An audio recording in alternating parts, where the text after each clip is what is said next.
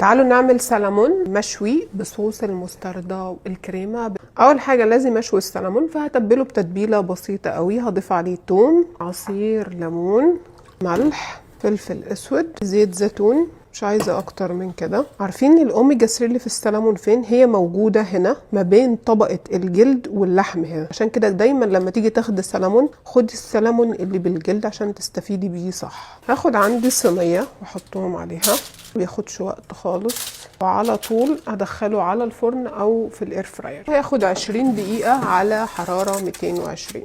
للصوص حتة زبدة خليها كده تدوب. الثوم، انا بس عايزه الثوم ريحته تطلع، مش يتحمر ولا شيء. معلقه من المستردة واقلبها.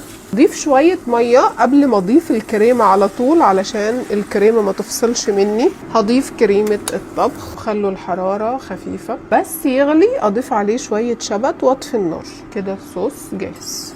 شايفين بعد 20 دقيقة. قدمها مع رز طبعا ابيض، او اذا حابين مع بطاطس. الصوص كده، ولازم رشة شبت كده مع السلمون فريش.